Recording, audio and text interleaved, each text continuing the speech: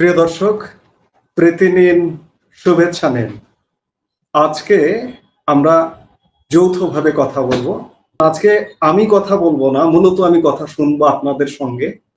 এই মুহূর্তে আমাদের এই কথা বলবার জন্য উপস্থিত আছেন আজ সকালে, আজ 31শে জানুয়ারি 2026, আজ সকালে দিল্লিতে যুক্তরাজ্য থেকে আসা আওয়ামী লীগের নেতাদের এক প্রতিনিধি দলের সঙ্গে মুখোমুখি বৈঠক করেছেন বাংলাদেশের নির্বাসিত প্রধানমন্ত্রী শেখ হাসিনা।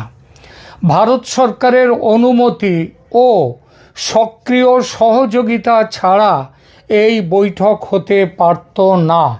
অর্থাৎ গত কিছুদিন ধরে একের পর এক শেখ হাসিনার বিভিন্ন সংবাদ সম্মেলন ইত্যাদি নিয়ে যেভাবে ভারতে আওয়ামী লীগ সক্রিয় হয়ে উঠেছে এবং এই সক্রিয় হওয়ার বিরুদ্ধে যেভাবে বাংলাদেশের বর্তমান অন্তর্বর্তী সরকার বিরোধিতা করছে, ভারত তাকে বিন্দুমাত্র আমল দিল না, এটা বুঝে যাওয়া যায় এই ঘটনা থেকে। যথারীতি আওয়ামী লীগ দলের প্রতি ভারতের সমর্থন ক্রমশ, যেটা পরোক্ষ পর্যায়ে ছিল কিছুদিন আগেও, সেটা এখন প্রত্যক্ষ সহযোগিতার পথে চলতে যে শুরু করেছে, এটা নতুন করে বলার অপেক্ষা রাখে না। প্রশ্ন ওঠে, এই সহযোগিতা কি 71-এর মার্চের মতো সামরিক সহায়তার জায়গায় চলে যাবে? এই বিষয়টি নিয়ে এখনকার প্রতিবেদন। তবে প্রথমে এই বৈঠকের খবরটির কিছু বিবরণ দিয়ে শুরু করি আলোচনা। আজ 31শে জানুয়ারি 2026, দিল্লির একটি সুরক্ষিত বাসভবনে শেখ হাসিনার সঙ্গে যুক্তরাজ্য আওয়ামী লীগের ব্রিটেনের আওয়ামী লীগ নেতাদের বৈঠকের খবরটি বেশ চাঞ্চল্য তৈরি করেছে। গণমাধ্যমের খবর অনুযায়ী যুক্তরাজ্য আওয়ামী লীগের একটি প্রতিনিধি দল শেখ হাসিনার সঙ্গে দীর্ঘ 5 ঘন্টা বৈঠক করেছেন। খেয়াল করবেন, বৈঠক চলার যে স্থায়িত্ব সময়টা খেয়াল করবেন, 5 ঘন্টা। এই প্রতিনিধি দলটি লন্ডন থেকে দিল্লিতে পৌঁছেছিল কয়েকদিন আগে, আজ সকালে নয়, কিংবা কাল বিকেলে কিংবা রাত্রে নয়। প্রাপ্ত তথ্য যা বলছে, এই সময়ের মধ্যে তারা ভারত সরকারের বিভিন্ন মহলের সঙ্গে যোগাযোগ করেছেন। সেসব যোগাযোগ কোন বিষয়ে সেটা স্পষ্ট জানা যায়নি। তবে প্রধানমন্ত্রী শেখ হাসিনার সঙ্গে দেখা করাটা যে খুব একটা সহজ নয়, সেটা তো সবাই জানি।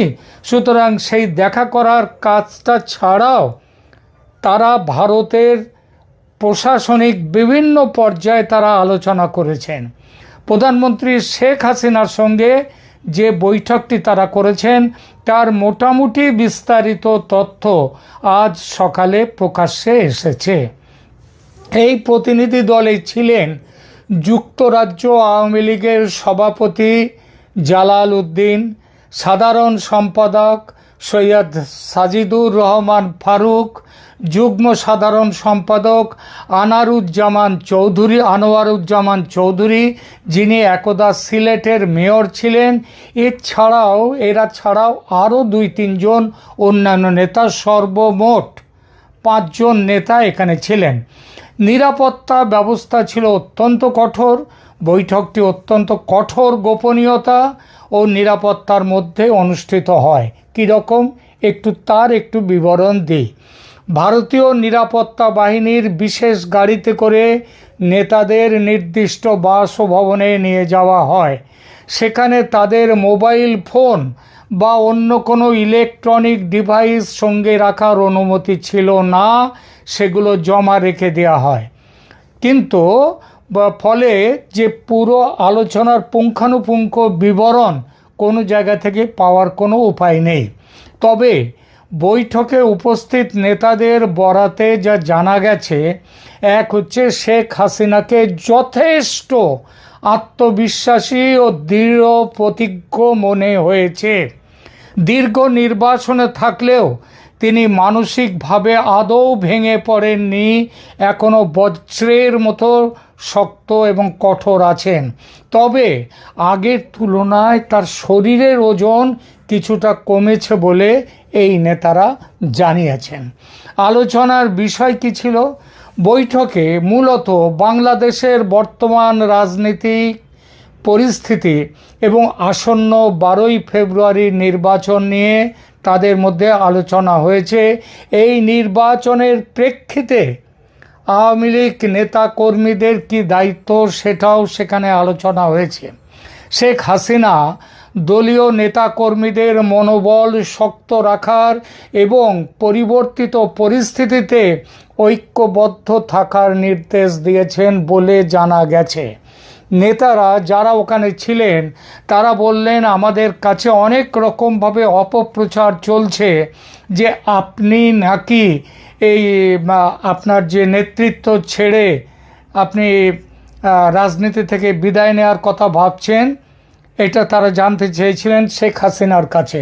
শেখ হাসিনা স্পষ্ট বলেছেন যে এরকম কোনো চিন্তা ভাবনা তিনি আদৌ করেননি এবং আগামী দিনে যতদিন না বাংলাদেশকে তিনি উদ্ধার করতে পারবেন এই ইউনূসের কাছ থেকে, এই সরকারের কুশাসন থেকে উদ্ধার করতে না পারবেন, যতদিন না দেশকে আবার উন্নতির পথে এগিয়ে নিয়ে যেতে পারবেন, মানুষের চোখের জল মুছে নেওয়ার ব্যবস্থা করতে পারবেন, ততদিন তিনি কোনো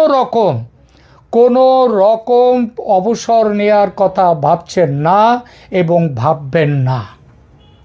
তিনি বরং বলেছেন যে নেতাকর্মীদের মনোবল শক্ত রাখার এবং পরিবর্তিত পরিস্থিতিতে ঐক্যবদ্ধ থাকার নির্দেশ দিয়েছেন বলে জানা গেছে এবং এটাও বলেছেন এখন থেকে তিনি নিয়মিত নির্দেশ সমস্ত কিছু পাঠাবেন। আরও জানা গেছে আগামী 2-1 দিনের মধ্যে বড় কিছু ঘটার সম্ভাবনা আছে বাংলাদেশে। সেই পরিস্থিতি এলে দলের কি করণীয় হবে দেশে ও বিদেশে সে সম্পর্কে আলোচনা ও সিদ্ধান্ত হয়েছে। তিনি ব্রিটেনের এই প্রতিনিধি দলকে আরও বলেন যে আন্তর্জাতিক আদালতে ইন্টারন্যাশনাল যে ক্রাইমস কোর্ট যেগুলো রয়েছে সেইখানটাতে তাদেরকে আরও সক্রিয় হওয়ার জন্যে এবং এই সরকারের বিরুদ্ধে আইনগত ব্যবস্থা নেওয়ার জন্যে সমস্ত ব্যবস্থা নেওয়ার কথা তিনি সেখানে নতুন করে বলেছেন। এই প্রসঙ্গে 12ই ফেব্রুয়ারি বাংলাদেশে ত্রয়োদশ জাতীয় সংসদ নির্বাচন এবং জুলাই চার্টার নিয়ে যে সাংবিধানিক গণভোট অনুষ্ঠিত হতে যাচ্ছে, সেই প্রেক্ষাপটে ভারতের সম্ভাব্য ভূমিকা সম্পর্কে যুক্তরাজ্যের প্রতিনিধিদের অবহিত করেন শেখ হাসিনা। তিনি আরও বলেন যে ভারত বাংলাদেশে এতদিন ওয়েট অ্যান্ড ওয়াচ এই নীতি নিয়ে চলছিল, সেটা এখন পাল্টে গেছে। ভারতের অপেক্ষা করো এবং দেখো নীতি যে বড় পরিবর্তনের দিকে যাচ্ছে, সাম্প্রতিক ঘটনা প্রবাহ তার স্পষ্ট ইঙ্গিত দিচ্ছে। ভারতের এই কঠোর ও সতর্ক অবস্থান নিয়ে আন্তর্জাতিক মহলেও নানা বিশ্লেষণ চলছে। ভারত ঐতিহাসিকভাবে আওয়ামী লীগের ঘনিষ্ঠ হলেও বর্তমান পরিস্থিতিতে তারা বিএনপির সঙ্গে একটা স্ট্র্যাটেজিক যোগাযোগ বাড়িয়েছে। ভারত চাইছে বাংলাদেশে একটি স্থিতিশীল সরকার থাকুক যারা ভারতের উত্তর পূর্বাঞ্চলের নিরাপত্তা এবং দুদেশেরই বাণিজ্যিক স্বার্থ রক্ষা করবে। নির্বাচনকালীন সহিংসতা এবং সংখ্যালঘু সম্প্রদায়ের নিরাপত্তা নিয়ে ভারত যে ভয়ঙ্কর রকমের উদ্বেগের মধ্যে আছে সেটা তিনি জানিয়েছেন এবং তিনি এটাও জানিয়েছেন এই উদ্বেগ থেকে বাঁচার জন্য ভারত যে কোনো কড়া ব্যবস্থা নিতে পারে। ভারতীয় কূটনীতিকরা আন্তর্জাতিক মহলে এবং বর্তমান অন্তর্বর্তীকালীন সরকারের সঙ্গে আলোচনায় সংখ্যালঘুদের সুরক্ষা নিশ্চিত করার উপর গুরুত্ব দিয়েছেন বারবার, কিন্তু এই সরকার তা কিছুই করতে পারেনি। দিল্লি থেকে শেখ হাসিনার সাম্প্রতিক অডিও বার্তা এবং রাজনৈতিক কর্মকাণ্ডে অন্তর্বর্তীকালীন সরকার তীব্র ক্ষোভ প্রকাশ করেছে। ঢাকা থেকে জানানো হয়েছে যে ভারতের মাটিতে বসে হাসিনাকে রাজনৈতিক বক্তব্য দিতে দেয়া প্রতিবেশী সুলভ আচরণের পরিপন্থী। ভারত এখন একদিকে হাসিনাকে আতিথেয়তা প্রদান করছে, অন্যদিকে ঢাকার বর্তমান ক্ষমতায় যারা আছেন তাদের সঙ্গে কোনো রকম তাদের সাথে সহযোগিতার পথ ছেড়ে দিয়েছে এবং এখন সহযোগিতা নয়, এখন ভারত ব্যবস্থা গ্রহণের পথের দিকে যে চলেছে সে ব্যাপারেও এই প্রতিনিধি দলকে পরিষ্কারভাবে জানিয়ে দিয়েছেন শেখ হাসিনা।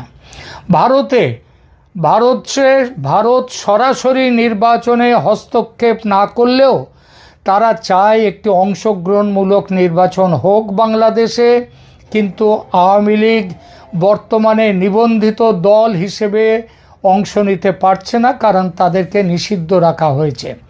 কিন্তু জামায়াতে ইসলামের মতো শক্তির উত্থান নিয়ে ভারতের কৌশলগত উদ্বেগের কারণ রয়েছে।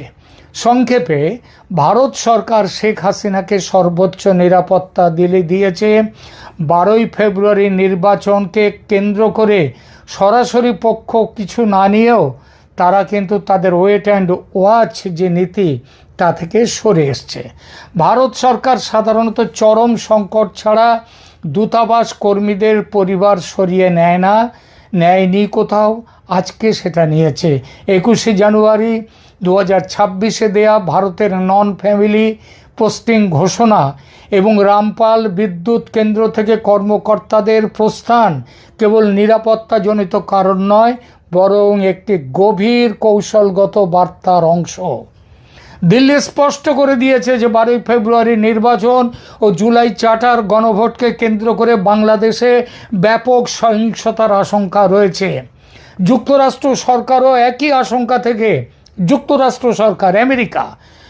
আশঙ্কা থেকে গতকাল অর্থাৎ 30শে জানুয়ারি বাংলাদেশে অবস্থানরত তাদের নাগরিকদের জন্য একটি জরুরি নিরাপত্তা সতর্কতা জারি করেছে।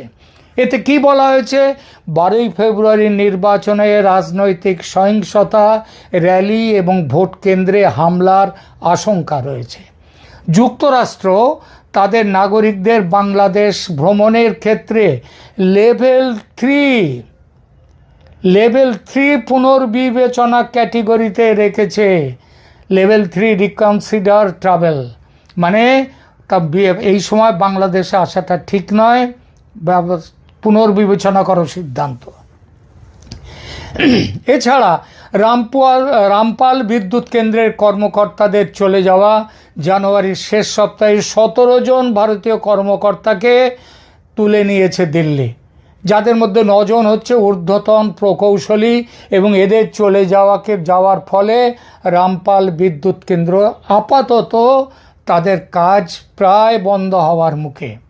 এছাড়া ভারত যে ফ্রেন্ডশিপ পাইপলাইন দিয়ে যে ডিজেল পাঠাচ্ছিল, পেট্রোল পাঠাচ্ছিল, গ্যাস পাঠাচ্ছিল বিভিন্ন অন্য জায়গা থেকে, সেসবগুলো বন্ধ করে দেওয়ার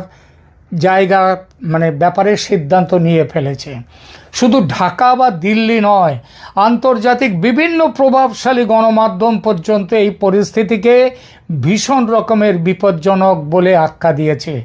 উইয়ন ও ভারতীয় গণমাধ্যম তারা বাংলাদেশে ক্রমবর্ধমান ভারত বিরোধী মনোভাব এবং উগ্রবাদী শক্তির উত্থানকে প্রধান ইস্যু হিসেবে তুলে ধরেছে।